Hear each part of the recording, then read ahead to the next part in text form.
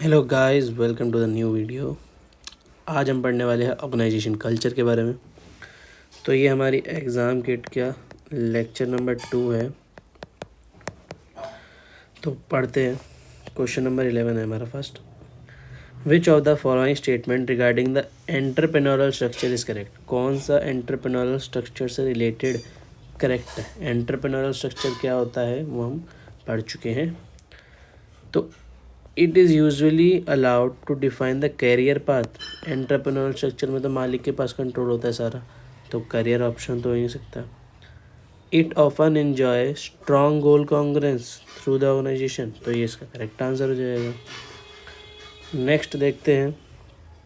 Which of the following statement about organisation chart. Organisation chart क्या होता है। एक ऐसा चार्ट होता है जहाँ पर हिरार्की मतलब रिपोर्टिंग और रिस्पॉन्सिबिलिटी रिलेशनशिप को दिखाया जाता है। तो उसमें organisation chart allow the financial organisation financial performance, तो ये नहीं होगा। Organisation chart display the formal structure and the reporting relationship, तो ये इसका करेक्ट आंसर है बी। आगे पढ़ लेते हैं। Organisation chart track the organisation sales and marketing strategies, false. Organization chart provide a detailed list of company's employees and their qualifications, false। Qualifications और employees के बारे में तो एचआर डिपार्टमेंट बता देगा, उसके लिए हम ऑर्गेनाइजेशन चार्ट नहीं बनाते, हम बनाते हैं रिपोर्टिंग रिलेशनशिप को डिफाइन करने के लिए।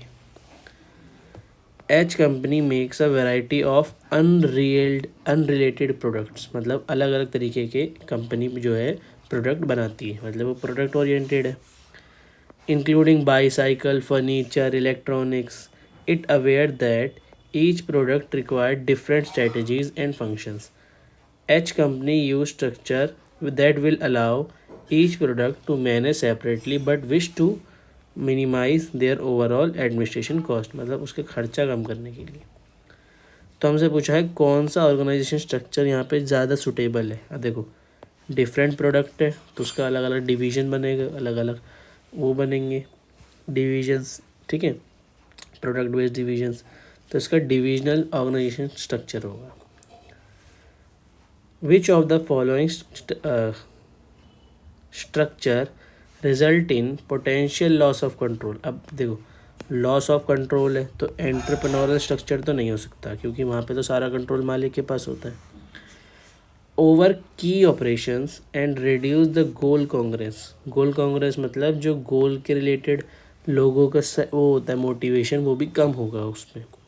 तो मैट्रिक्स में तो ज़्यादा ही होता है, क्योंकि वो डबल रिपोर्टिंग होती है मैट्रिक्स में। एंटरप्रेन्योरल तो होगा ही नहीं। फंक्शनल भी नहीं होगा। फंक्शनल में तो हम क्या करते हैं, डिपार्टमेंट बना देते हैं, तो उनका गोल कांग्रेस होता है पर वो स्पेसिफाइड होता है, और यहाँ पे बोला है कम हो रहा है, तो इसका आंसर होगा डी हमारा जियोग्राफिकल स्ट्रक्चर। आगे हमसे पूछा है क्वेश्चन नंबर 15 में ट्रू और फॉल्स बताना है। Tall structure typically have narrow span of control. तो स्पैन ऑफ कंट्रोल क्या होता है पहले मैं वो बता देता हूँ। स्पैन ऑफ कंट्रोल होता है कि एक मैनेजर कितने नंबर ऑफ एम्प्लॉयज़ को मैनेज कर पाता है। तो टॉल हमारा कुछ ऐसे होता है, तो ये टॉल है, यहाँ पे लेवल ऑफ मैनेजमेंट बहुत सारे होते हैं। तो टॉल ऑर्गेनाइजेशन स्ट्रक्चर में जो स्पैन ऑफ कंट्रोल होता है, मतलब एक एम्प्लॉय कितने नंबर ऑफ़ एम्प्लॉयज़ को मैनेज कर पाता है, एक मैनेजर कितने नंबर ऑफ़ एम्प्लॉयज़ को मैनेज कर पाता है, तो वो होगा हमारा स्पैन ऑफ कंट्रोल। तो यहाँ पर वो कम होता है, तो ये हमारी ट्रू स्टेटमेंट है।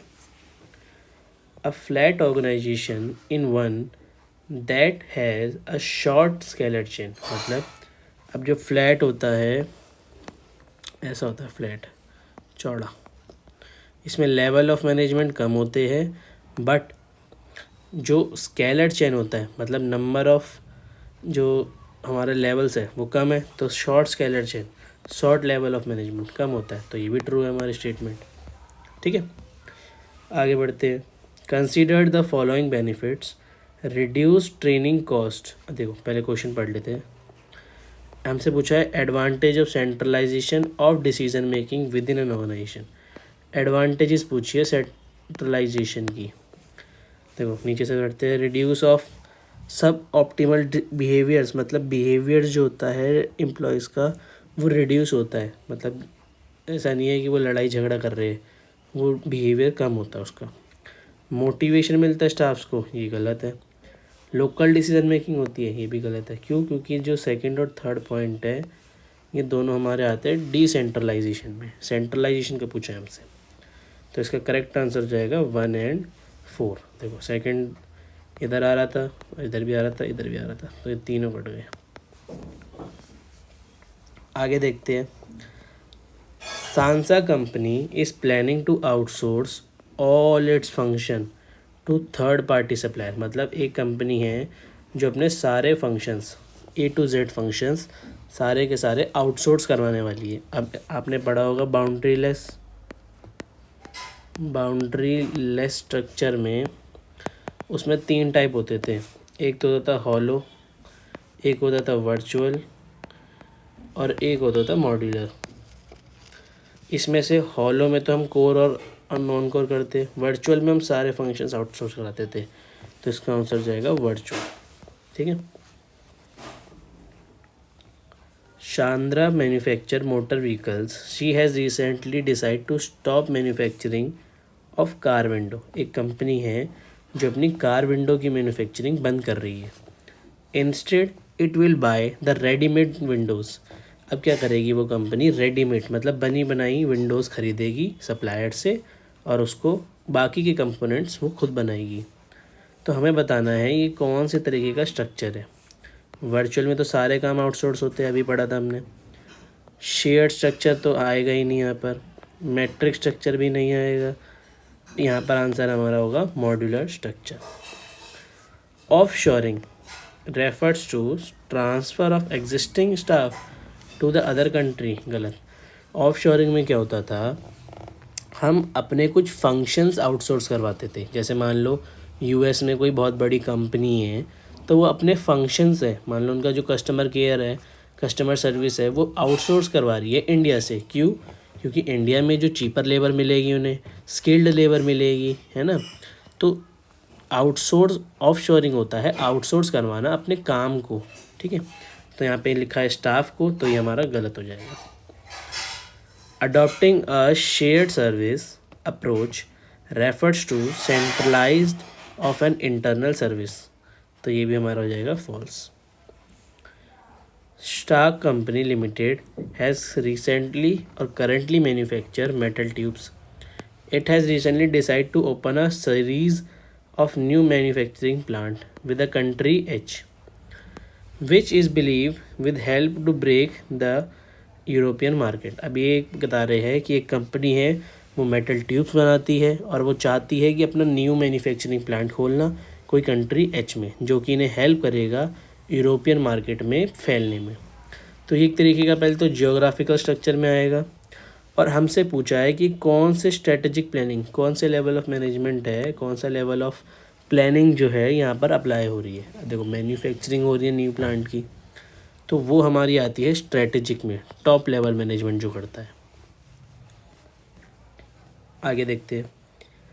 According to Anthony hierarchy there are 3 level of planning.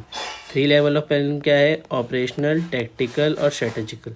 Strategic हमने अभी ऊपर एग्जांपल देखा। टैक्टिकल्स में क्या होता है? मिडिल लेवल मैनेजमेंट होती है, न्यू प्रोडक्ट डेवलपमेंट से रिलेटेड। ठीक है। और ऑपरेशनल होती है जो जूनियर मैनेजमेंट करता है। तो हमसे क्वेश्चन है वही पूछा था, तो ये आ जाएगा ऑपरेशनल।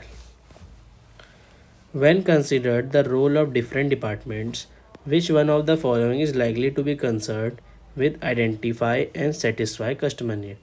कस्टमर नीड्स को सेटिस्फाई करना किस डिफरेंट डिपार्टमेंट्स का काम होता है, और जो कस्टमर नीड को सेटिस्फाई करना है ये किस आइडेंटिफिकेशन से रिलेट करता है? प्रोडक्शन से।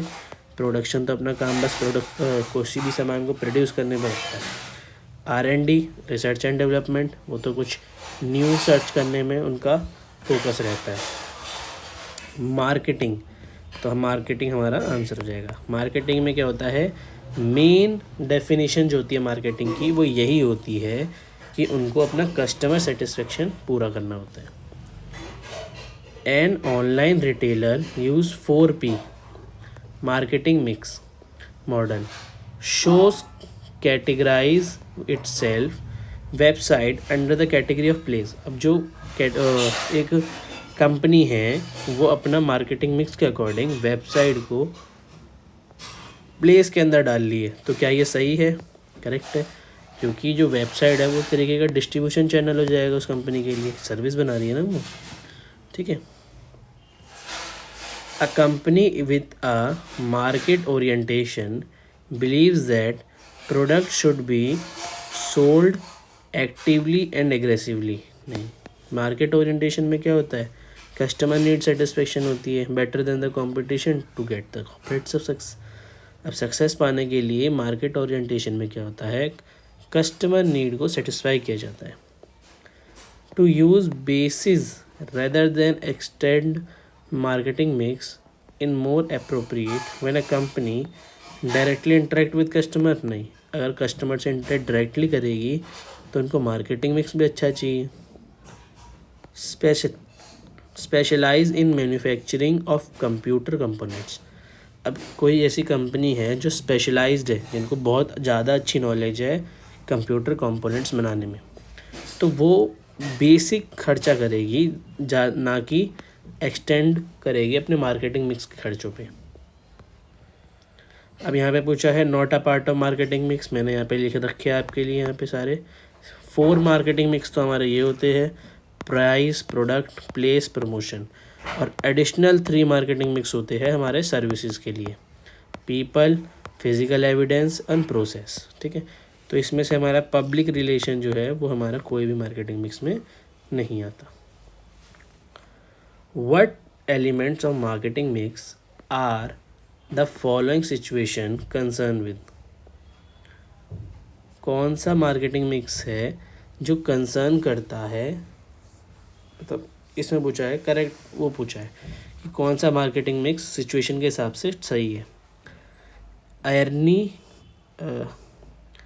एरन company manufacturer and sell board games. Board game जैसे कि चेस, कैरम बोर्ड, वो सब जो बोर्ड गेम्स होते हैं एक कंपनी वो बेच रही है। It is recently considered the packaging and the quality design. देखो, पैकेजिंग की बात हो गई, क्वालिटी और डिज़ाइन की बात हो गई, तो ये आएगा प्रोडक्ट में।